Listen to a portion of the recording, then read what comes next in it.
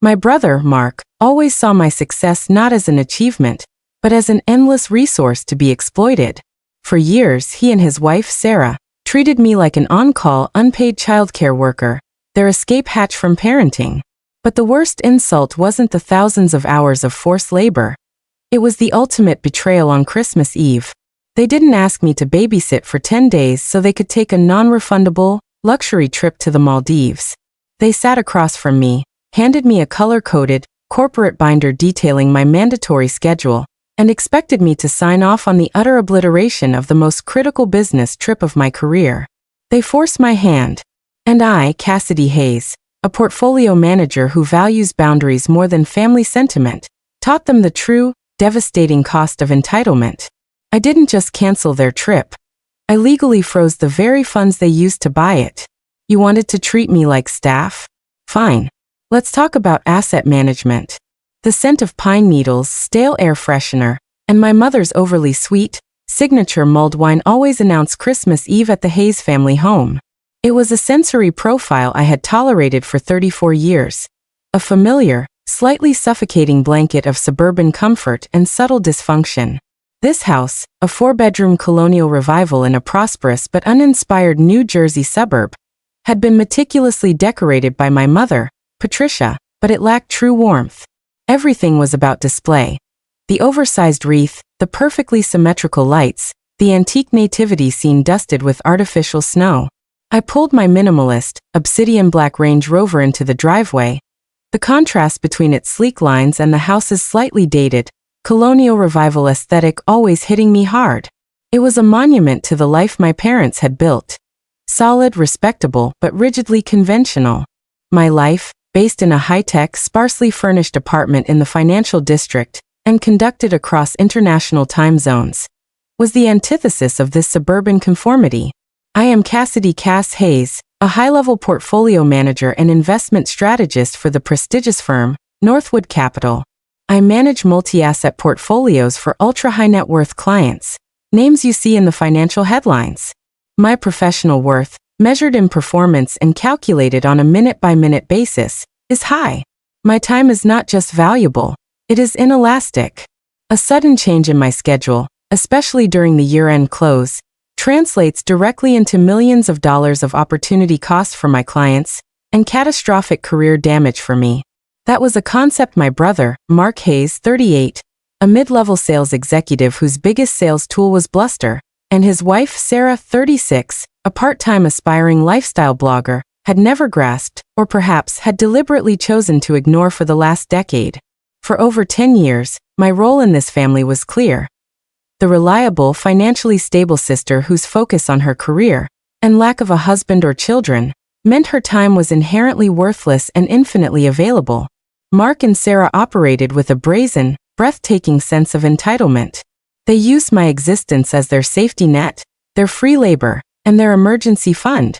I recalled the time they guilt-tripped me into flying home from a conference in Chicago 2 days early because Leo had the stomach flu and Mark had a crucial round of golf with a potential client. I'd lost a key networking opportunity, and Mark had later complained that the $600 flight change fee I paid was nothing compared to the value of family.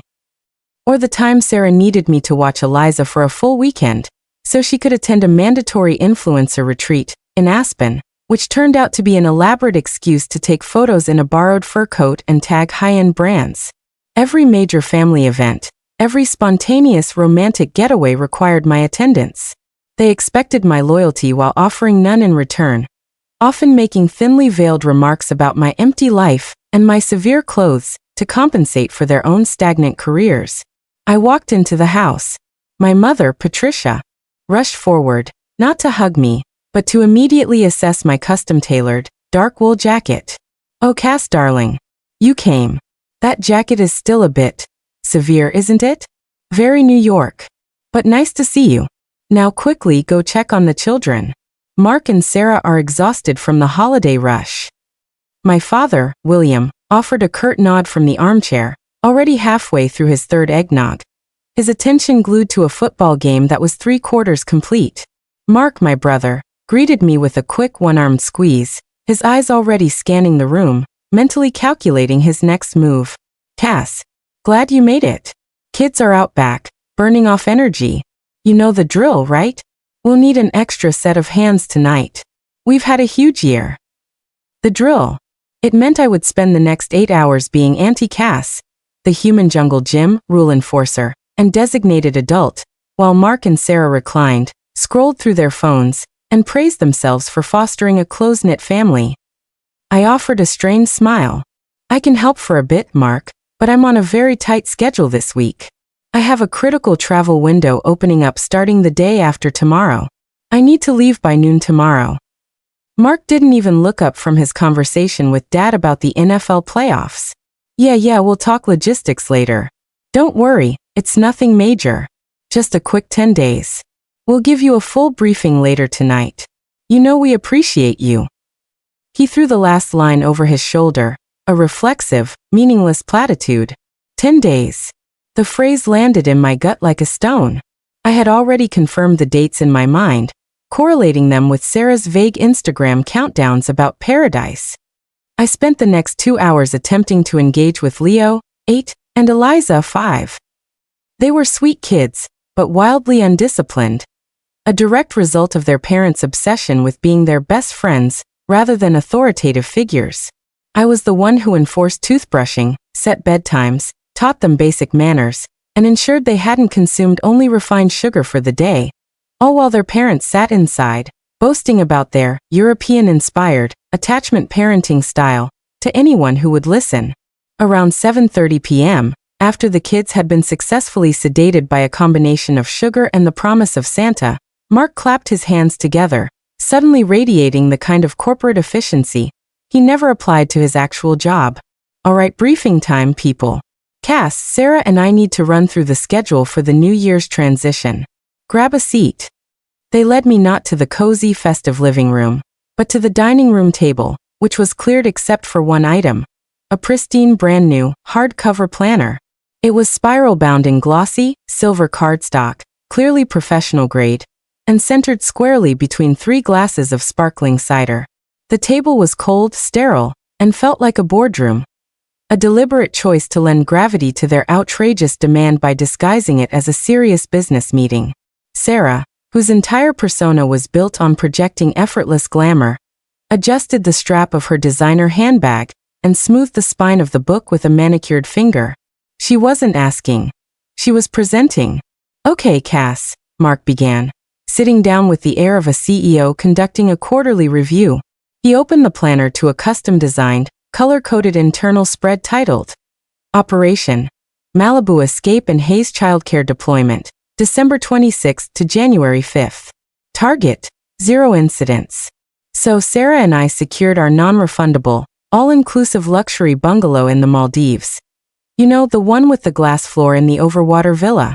It cost a small fortune, but the deposit is absolutely locked in. It's a huge opportunity for Sarah's brand visibility. She needs high-end travel content for her sponsorships, and we have a major brand deal pending. As you know, the resort's minimum age policy prevents the kids from traveling, and we only trust family to uphold their routines, he said, using the word family like a hammer.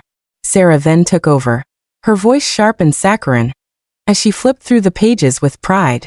We went ahead and mapped out the 10 days for you. This is the planner. We've organized it by the hour, so there's absolutely no confusion.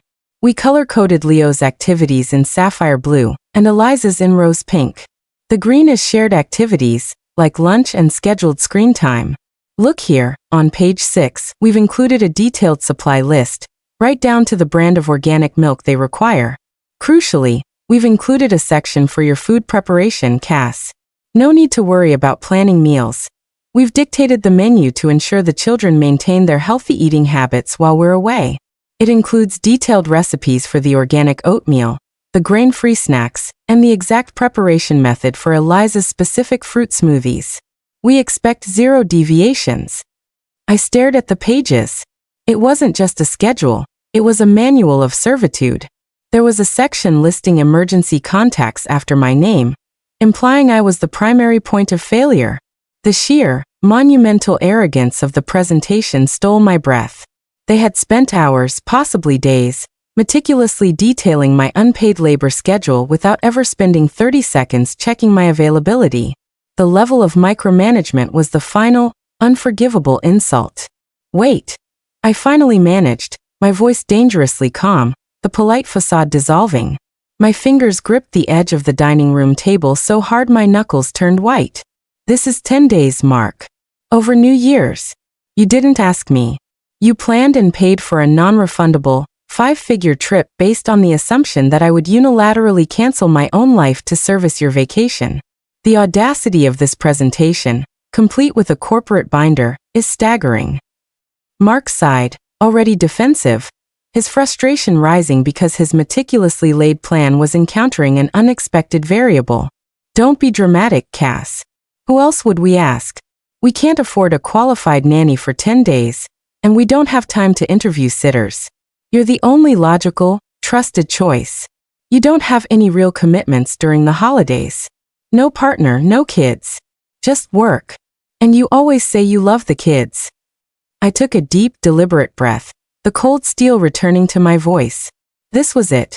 The moment they dismissed the one thing I valued more than anything. I do have a commitment, Mark.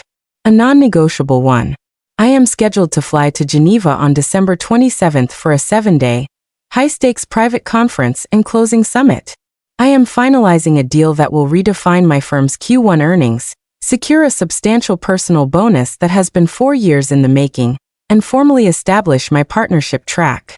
This trip has been planned for 8 months. I have zero flexibility. My flight leaves 24 hours after you expect me to start a 10-day shift. This is not a leisure trip. This is the defining moment of my career. The mention of Geneva and the gravity of the financial stakes made them pause, but only to exchange a look of calculated annoyance, not genuine understanding. Geneva? A conference? Sarah scoffed, crossing her arms, her diamond engagement ring flashing dismissively in the dim light. That's work, Cass. This is family. You can reschedule a meeting for a week. We can't reschedule a 5-star, non-refundable experience that we've already paid for. We're talking about paradise, Cass. You can always make more money. It's not a meeting, Sarah. It's a contractual obligation with a very specific, narrow closing window. Rescheduling means forfeiting the deal, losing my commission, facing a regulatory investigation for breach of commitment, and likely destroying a major professional relationship. It's easily an 8-figure loss of opportunity for my firm, and a permanent black mark on my career. I stated clearly, my eyes boring into Mark's. You are asking me to sacrifice my entire professional future for your sun-drenched Instagram feed, and a week of uninterrupted rest. Mark leaned in, his voice dropping to a manipulative, wounded tone, the classic guilt trip. So, you're saying a business trip is more important than your own niece and nephew? Than helping your brother? We're talking about Leo and Eliza. Cass. Think about how sad they'll be when they realize Auntie Cass, who loves them so much, is too busy counting money to save mommy and daddy's vacation. Are you really going to tell your 5-year-old niece that you prefer a boardroom full of old Swiss bankers over her Christmas break? That's cold even for you. The emotional blackmail was textbook, and I felt a decade of resentment and exploitation surge through me. Don't you dare use the children as leverage, Mark. This isn't about the kids. This is about you two operating under the fundamental delusion that my hard-earned success makes me your personal servant.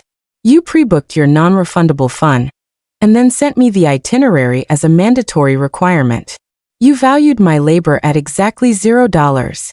That is profoundly disrespectful, and frankly disgusting. Mark's face flushed scarlet. He slammed his hand on the table, making the glasses jump. Disrespectful? You think you're so high and mighty. You haven't been on a real vacation in 3 years. You don't have a life. We're giving you a purpose for 10 days, Cass. We are your family. You owe us this. We're doing our best to maintain a luxury lifestyle for our family, and sometimes that requires sacrifices from the people who love us. Sarah nodded vehemently, tears welling up in her eyes, the strategic, weaponized kind that she used to shut down arguments. We've supported you. We showed up at your tiny graduation party. Our trip is non-refundable, Cass. If you don't watch the kids, we lose everything. We won't be able to afford the next few quarters of dividends. Are you really that selfish? I looked from Mark's entitled rage to Sarah's performative distress. I closed the planner, the soft, expensive sound final and absolute. I stood up, my posture straighter than usual, my mind already 5 steps ahead in the financial strategy. The word dividends had been the final trigger. I will not be watching Leo and Eliza from December 26th to January 5th. I stated, my voice low and steady. I will be on a flight to Geneva on the 27th. And as for the financial consequences of your non-refundable booking, Mark, you should have managed your personal risk better. Your assumption was flawed. I turned and walked out of the dining room, leaving Mark stammering and Sarah openly weeping. I grabbed my coat and was out the door before anyone could follow, the scent of stale pine and entitlement fading behind me. The drive back to my minimalist high-rise apartment in the city was executed in a state of cold, analytical focus. The emotional injury had instantly given way to the strategic high of impending action. They wanted to talk about asset management? Fine. My mind immediately pivoted away from the personal insult and toward the financial mechanism that funded their entitlement. The non-refundable Maldives trip in particular. The trip wasn't paid for by Mark's mid-level sales executive salary. It was paid for by the generous but poorly structured Miller Trust.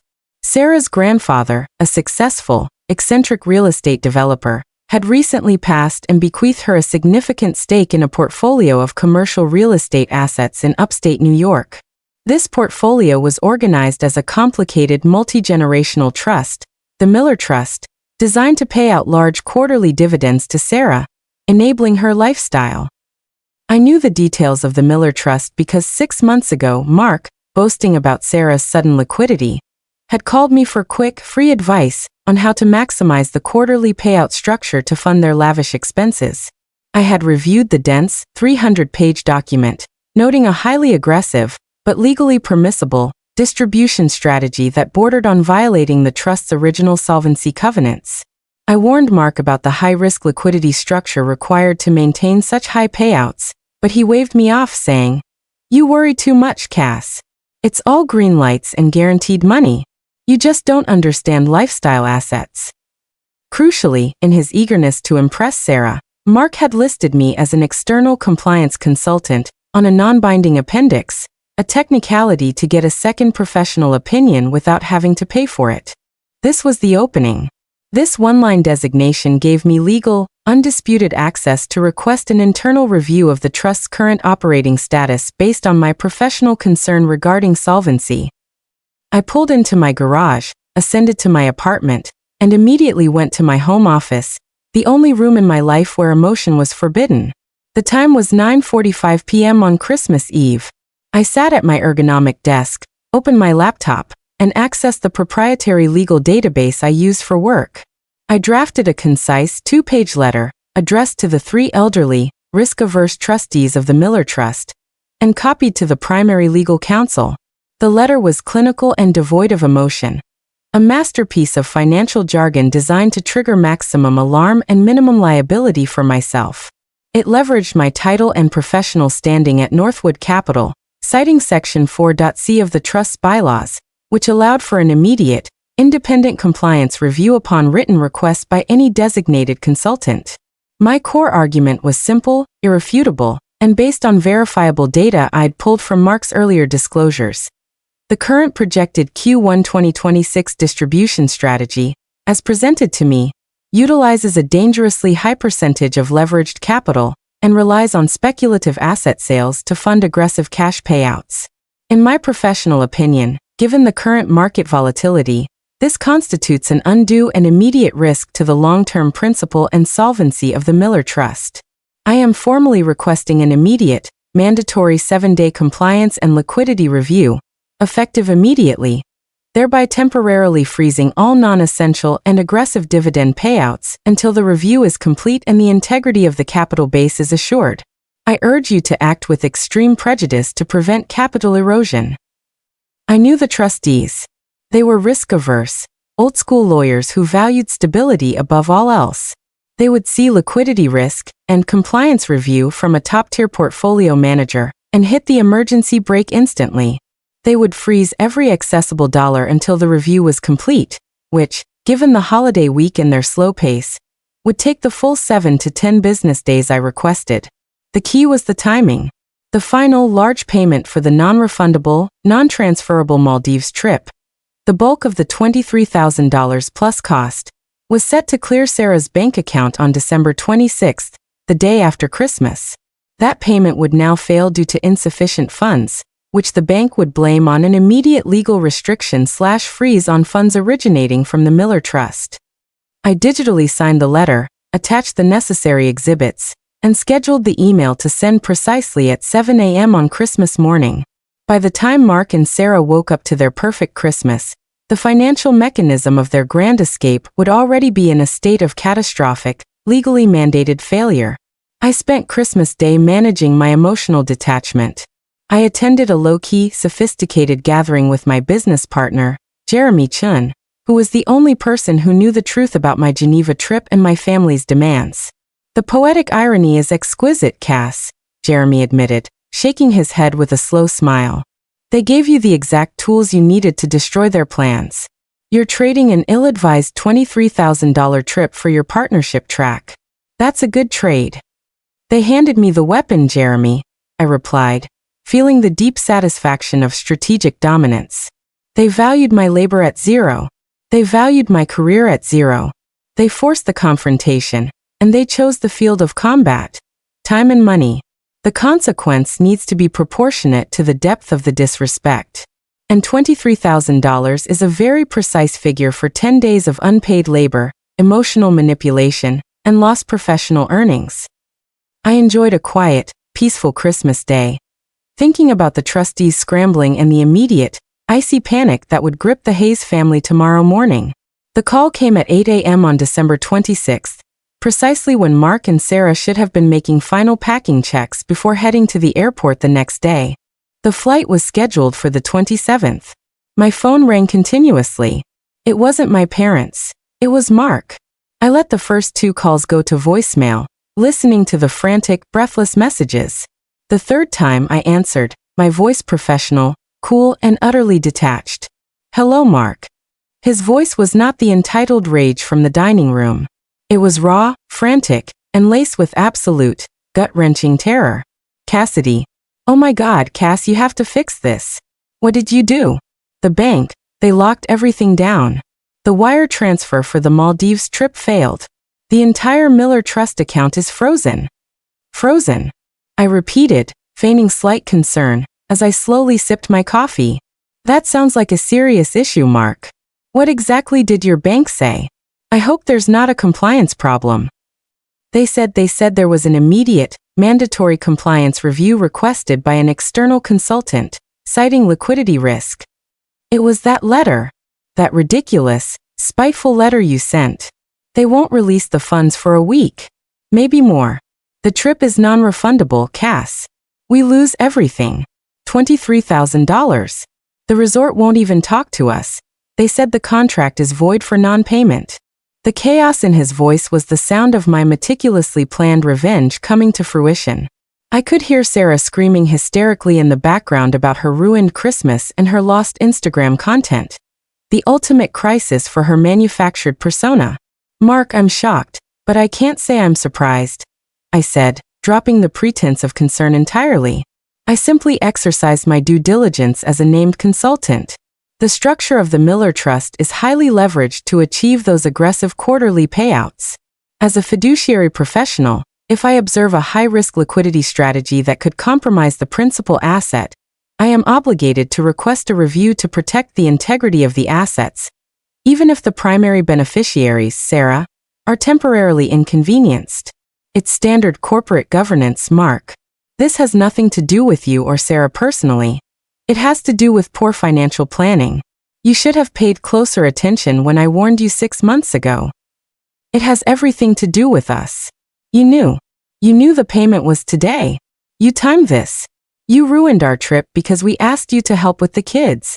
His voice cracked, the entitled bully finally breaking, the financial ruin hitting him harder than any emotional argument ever could. You didn't ask, Mark. You dictated my schedule in a laminated binder, treating my career as less important than your resort photo opportunities. You called my professional life, not a real commitment. You and Sarah forced me to choose between my career and your entitlement. I chose my career. I paused, letting the silence hang heavy, savoring the moment. And now, because your financial planning was as sloppy as your parenting, you are facing the actual non-refundable consequences of your choices. You are learning the value of professional risk and responsibility. The Maldives is gone, Mark. It was the cost of your arrogance, your entitlement, and your decades of unpaid labor owed to your sister. You can fix this, Cass. Call them. Withdraw the request. Please, Sarah is hysterical. We'll find a sitter, we promise. We'll pay you. Just let the transfer go through, he begged, the promise of payment now utterly worthless. No, Mark. The compliance review is a necessary and legally sound action. It's out of my hands now, controlled by the trustees and the legal counsel. I initiated a formal review, and it will run its full course. It will take time. I have a flight to Geneva tomorrow morning to close a deal worth far more than your trip to the Maldives. Unlike you, I cannot simply reschedule my professional life, nor can I compromise my ethical obligations to the trust. The freeze is legitimate, and I will be out of the country for a week. I hardened my voice for the final sentence, making sure the words landed with the weight of absolute finality. You are now free to enjoy 10 uninterrupted days with Leo and Eliza. I suggest you open that beautiful planner you made. Use the rose pink and sapphire blue color coding, and perform the job you and Sarah wanted me to do for free. Learn the value of their time, and learn the value of mine. Happy New Year, Mark. I hung up, silencing the chaos. I deleted their contact numbers, placed my personal phone on silent, and focused on packing my briefcase for Geneva. The $23,000 loss was a harsh, non-refundable lesson, but it was a perfect, proportionate consequence. The burden of childcare now rested squarely on the parents who had tried to discard their sister and exploit her time. The black sheep had finally enforced the boundaries with the only language her family truly understood: the cold, unyielding power of the balance sheet. My Christmas gift to myself was not a vacation, but absolute professional and personal autonomy.